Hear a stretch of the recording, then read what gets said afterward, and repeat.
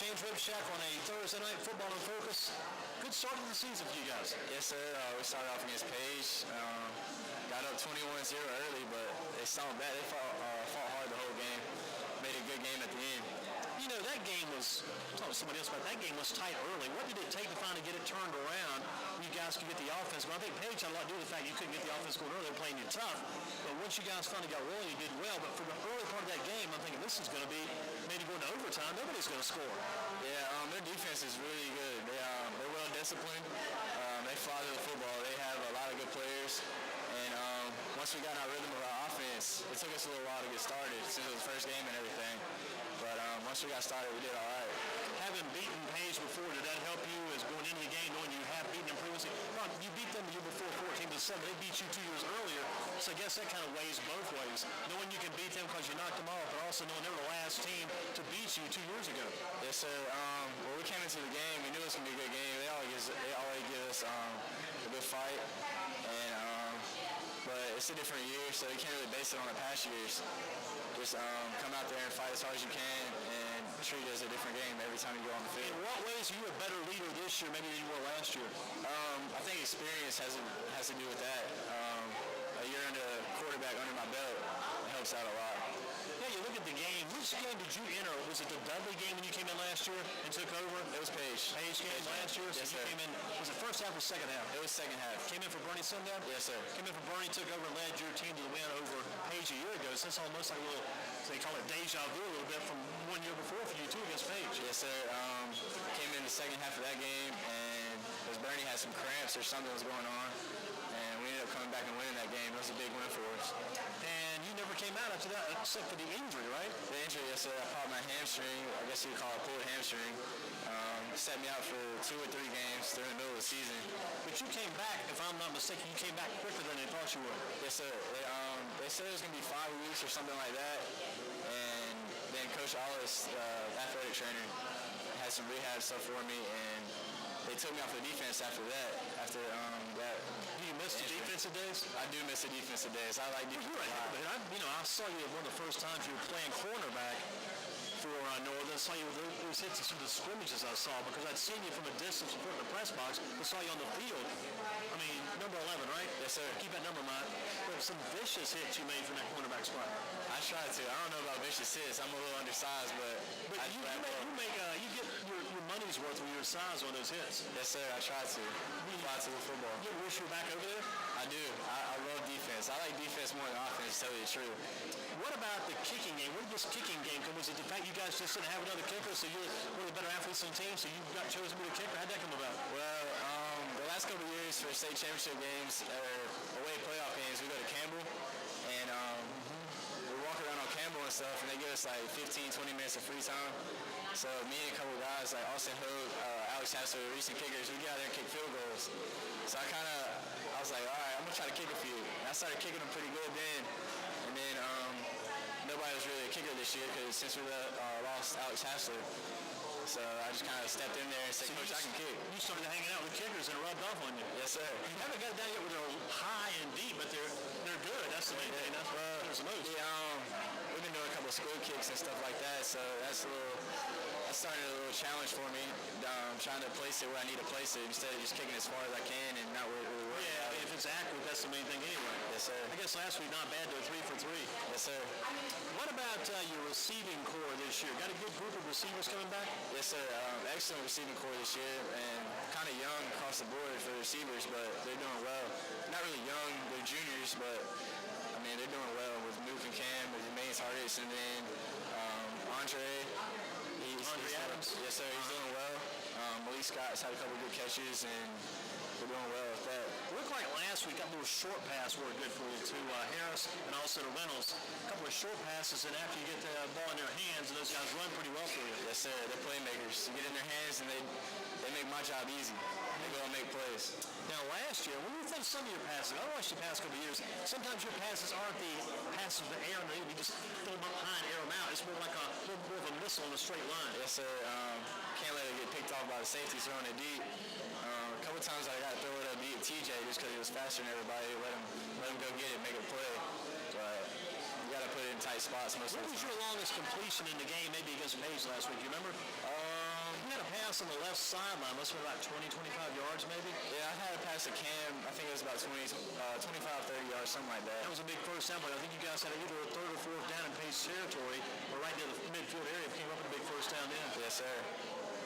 Thinking about the swing in the game against Page, what allowed you guys to go ahead and turn it around and get the win? And they came back on you too. How did you handle that challenge when Page came roaring back?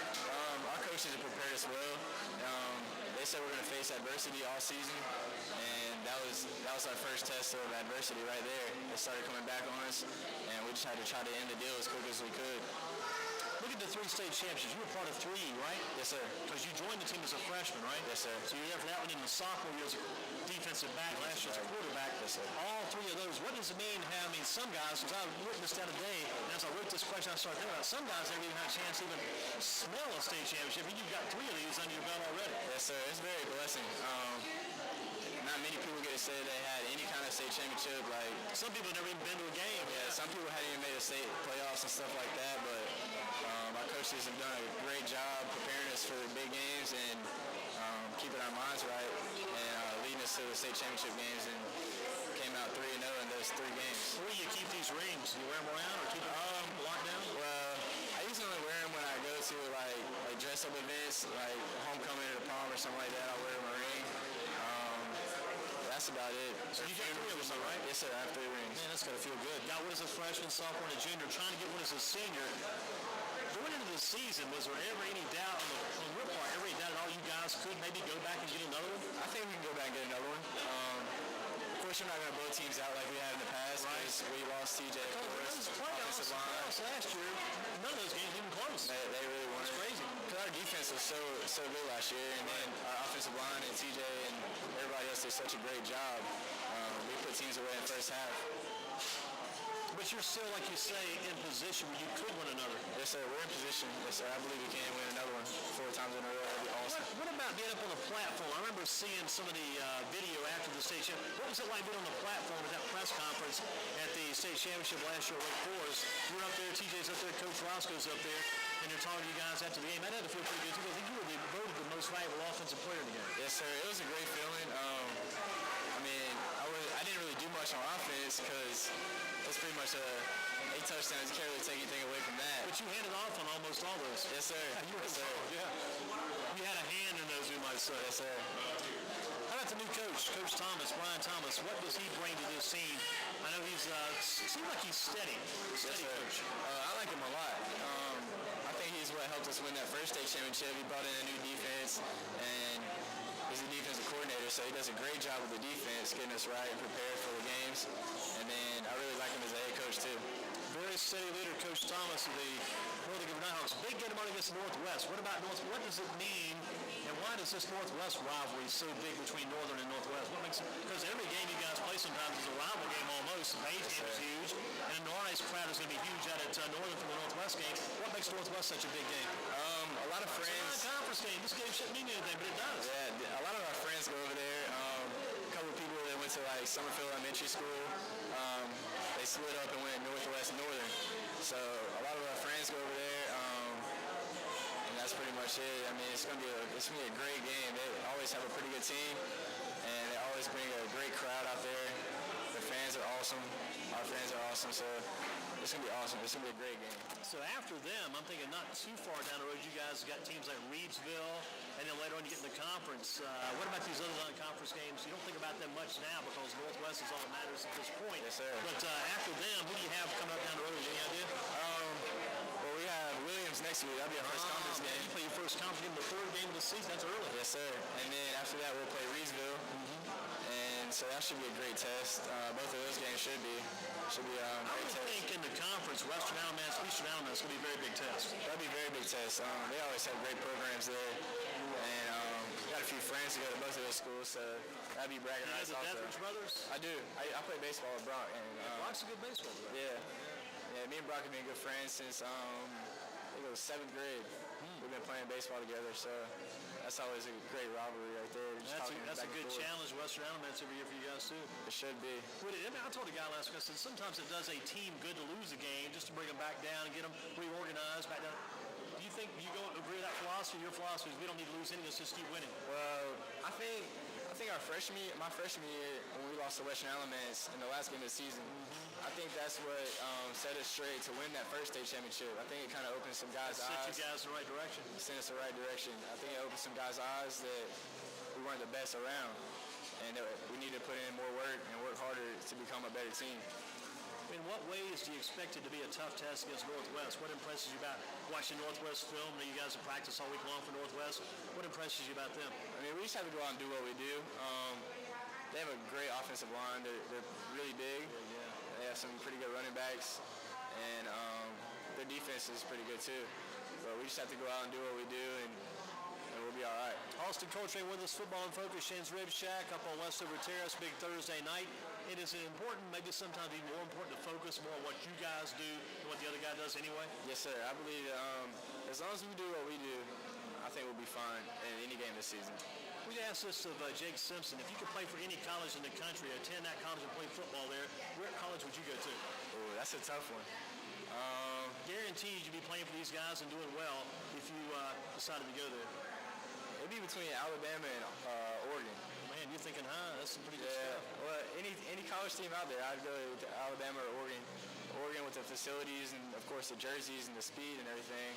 And then Alabama with the winning tradition, national championships and stuff like that. How about the ACC? Any teams there that impress you like to maybe think about going to? Well, I'm always been a State fan, but a lot of my friends are going to Carolina now, so it's kind of tearing me apart a little bit. It has to be. You got to kind of pull for UNC a little bit since they go there. Yeah, you got to respect them because you got TJ Logan's down there. You got Eric Ebron, local guys that play for them, so you got to keep up. And then Daniel Downing's on the team now too. Daniel's a walk-on, right? Yes, sir. And he could do well there, I bet. Yes, sir. He was a good athlete. I always was impressed with Daniel Downing because he could play like receiver, play quarterback. Yes, sir. He was good on returns. He could punt, do a lot of those things. Yeah. Kind of like yourself in some ways. Daniel was he was a mentor to me when I was coming up. He kind of set me straight. My freshman year, I had quit football over the summer. Tell me about that. Over the summer, I thought I was just going to be a baseball player. So Daniel and Rocco and Alan Hart, they all came up to me at school. They wouldn't talk to me or anything. I would just walk down the hallways. They give me a cold shoulder. So I was like, I think I need to go back and play football. So I came back.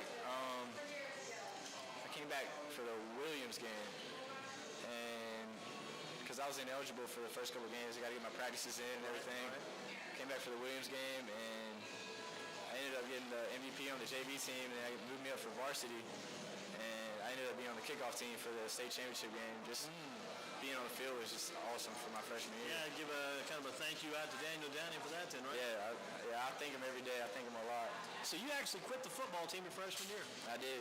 I worked out all summer, and I think it was right around August 1st, first official practice. I just kind of hung it up for a bit, and I came back out there. I'm glad I did. Hasn't been the same since. Now you still got I guess there's a tugging on the inside of you though still to this day between baseball and football. It is. I mean, I love them both now, but back in the day I thought I was just going to be a baseball player. I was going to try to focus on baseball and try to get a baseball scholarship, but now I'm so glad I play football. Is it the kind of thing, does it depend on what season you're in? Is that which one gets the most attention? Yeah, pretty much. Of course, the football atmosphere, you can't beat it. Yeah, the success you've had in football has got to make you really love that sport, too. Yeah, the success. And if you could have that same success in baseball, that'd probably blow you away, wouldn't it? It would. That'd be awesome. Just got to get a conference championship in baseball. Yes, sir. But a team like Eastern Guilford, though, with those Robinson brothers, we got to beat those guys. I played with them, too. They were all on the same team with me and Brock at Greensboro Batting Center, so we had a pretty good team out there for baseball. And the best, the up-and-coming one, Luke Rock, I think the youngster, maybe the catcher, Luke, he could be the best of all those guys. He is. He's so big. Good. He is a big kid. Good. Did you play baseball this summer? Yes, I played for the Dirtbags. That's pretty serious stuff, too. Andy Parton's Yes, team? sir. Yeah. Yes, sir. But then I had tendonitis in my shoulder, so I had to quit. I think it was June, so I had to quit. Did you make it down to East Cobb, Georgia this summer? I did not. Been there before, I'm sure. I have been. Yeah, yes, some sir. big time talent, a lot of competition down there. Yes, sir. Last year we faced a guy throwing 97. It was crazy. It was bad. Was that guy like about 15, 16 years old, maybe? Yeah, he was 16 years old throwing 97. It was unreal. It's like watching Dwight Gooden come up when he was in junior high school almost. What about the college scene now? You decided yet if you had to draw the line, would you be playing a sport in college? I'm still undecided about that. I haven't really thought about it too much. Just focusing on football right now. Right.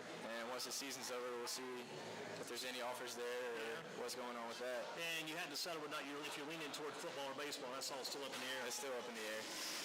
But you got to do something in college, right? You don't want to go to, college is great. You got to get the education. You don't want to go to college after playing all these sports all these years and not play something, all right? Yeah, I don't know. It's going to be tough if I don't play any sports, but I'm not really sure what I'm going to do yet. If I end up getting to a good university, I might just play club ball or something like that. That's going to be tough. That's going to be tough It to will sit be back and tough. do that after all these years. I talked to one of your family representatives. They were telling me, I think you guys visited a college sometime maybe last year. Pretty sure it was your family rep. You guys went to one of the colleges that got your attention.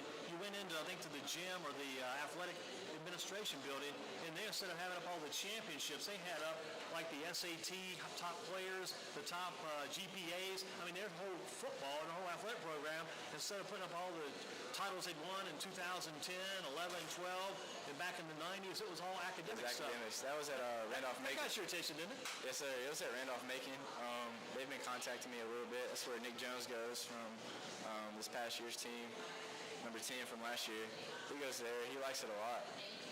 So you walk in the gym, you see 1510. You're thinking, that's not a radio station. That's not what the guy was doing between his bench, his cling, and his military press. I mean, that's the guy's SAT score the first time he took it in maybe the fourth grade. I mean, those academic things are a little different to see that showing up somewhere. Yeah, those guys are very smart. They had a wall over there with the highest GPA of the college, and that's how they were ranked. They didn't have like any kinds of football awards like posted anywhere. It was all academics. Well, do you keep in touch with your old teammate, TJ Logan? I do. He's coming to the game Friday. Was he there last Friday? He was not there last Friday. I know that's the game he wished he could have made, that Page game, but he'll be there this week. He should be there this Friday. That's going to be a big game. At your place, too, should bring some other former Nighthawk guys down. Yes, sir. A lot of people are coming because they're naming the field after Coach Roscoe. That's right. First home game. That's when it'll take place. When the guys come back from college, are they able to come down? I know some coaches and some teams do it one way, some do it the other. Can the guys come back and stand on the sidelines with you? Do they do that, or do they sit in the stands? I think a few of them come down on the field for a little while. It's usually before the game. Come down and during visit? halftime, they come and give us a But not during the game. Not really during the game, though. Would there be a tendency if TJ was standing there in his old jersey, maybe try to grab him and sneak him in? That'd be great, but I don't think we can do that. Everybody knows who he is. No doubt about it. Sometimes you look up, you probably think he's still back there. Yeah. But I tell you what, you've got a couple of good backs. C.J. Freeman's a fine young back, but a guy impresses me too, the older player, this Chris Rittberger. I just like his approach to the game. Hard-nosed, very fundamentally sound, and works hard. Yes, sir. Chris Rittberger, he's one of my good friends too. He runs hard, straight up and down the field. But most of his runs get called back for some reason. Somebody was holding him. He always has some great runs. Last year against Northwest, he had a TJ threw him a pass, actually. I think he went like 60, 70 yards, and they called it all the way back. And then this past week, against Page, he had a pretty good run. They called back. Do you still keep in touch with Coach Roscoe? I do. Me and his wife talk a lot, and they're usually together when they're talking, so they text me a lot. He's been a good mentor to you guys, too. He has. He's been a great mentor. Both of them have. It meant a lot to the Nighthawk program, starting it up and everything. It's so much different getting Coach Thomas. And like I said before, Coach Thomas has not come out and been wide open, been flamboyant, just been very steady getting the job done. He has. Because Coach Thomas was with Coach Roscoe for a while, and they do a lot of the same things. Coach Thomas has changed up a few things that we think can better us as a team, and I think so far they've been doing well. Does he put his primary focus on the defensive side of things? Primary focus is on defense, but he still does a couple things with the offense. I heard you guys just through the grapevine. I hear some things through the grapevine. I don't go to the actual grapevine itself, but just listening around. You had a new offensive coordinator this year. We do have offensive coordinator. Who is this man? He came from Ohio. It's Coach Rolfes, and he's doing a great job for his first year down here, and it's doing well so far. Did he bring some new wrinkles in, add those to the offense? He added a few new wrinkles for the offense. Austin Coltrane with us, Football in Focus, Shane's Rib Shack, a Thursday night up on Westover Terrace. And you think about that offense, I was telling our associate Dennis White last week at that page, I think it was right before the end of the first half. It was about 15, 16 seconds left on the clock. You guys had a chance to get the ball back. So they get the ball back, these guys have a chance to score. There's so many times over the years when you guys run that offense, late in a half, you guys would try to put that knockout punch upside the other guy's head, just get that extra score, even if you only had limited time left to do it in. Yes, sir. I think we ended up taking a QB nil on that, but I think his field position had a big thing to do with it, and we didn't really feel like we could go all the way down the field in one play. So we just kind of played it safe, took the QB nil, and went into halftime with the lead. That game against Wilson Hunt, I guess probably when you guys, maybe when you won your first championship, I think it was at Wilson Hunt that year maybe. Think back all these years kind of run together. But I think that game, that year, you guys went with one of those knockout punches at the end of the first half. Yeah, I believe so. It was Wilson Hunt. That's a great atmosphere too. That's a good place to play football. It is. Their student section, they always have the programs. So they learn our names and they'll talk junk to us from the student section and everything. It's great. Do you like it when you get that kind of challenge with the team, their fans talking some junk with you? Yeah, I love it. I love it when the other fans talk a lot of junk. You'll probably hear some Friday night, I would think. Oh, yeah. All right. It'll be great. Yeah, there'll be a lot of junk talking out on the field and from the stands and back and forth and whatever. I'm sure Northwest wants to win this game badly, too, because they've never beaten you guys. Yeah, Northwest, yeah. They said this was their year, so we'll see. But they always have a great team. Any kids that you know on that team that kind of impress you stand out? Johnny Suggs, he's one of my big offensive lineman? Offensive and defensive lineman. Right. He's doing well. Clay Shelton. Clay Shelton's huge, too, right? Yeah, he's doing well. Anthony Harden. Anthony Harden's a good running back. He's doing well. Yeah. And, of course, Keenan's doing well, too. They're all doing well. What about you look at the college situation? Do you think these college football players should be paid? That's a big question going around these days. I'm not really sure about that. I feel like they should get something out of it, but I don't know if getting paid is the right way to go about it. I'm not really sure. They're getting the education, they're getting the books, they're getting the meals, they're getting a place to stay, but they're using their names, and the colleges are going about this certain direction, making tons of money. NCAA is just stockpiling money right and left, and none of it's going back to the kids who are doing the work. Yeah, maybe some jersey sales or something they should get a percentage out of. I'm not really sure. I haven't really thought about that. What about high school players? High school players should not get paid. Never. They're enjoying the experience, having a good time. It's a great experience. You guys have won so many games. You've won like 30 straight, right? Yes, sir. 30 straight. We don't really keep up with it, but the newspaper was keeping up with it, and we saw it in the paper. Right. We were pretty impressed by that. Figure about 15 games per year, and you played Page that first game 2011 and probably won 14 straight. I picked up 15 last year. Picked up one more last week, so pretty quick math. You guys are on top of it. What do you got to do to beat Northwest? Closing it out with that. Northwest, we just got to execute. As long as we execute, our defense stops the run, we'll be all right. And if the offense does their job, march the ball down the field, we should be all right.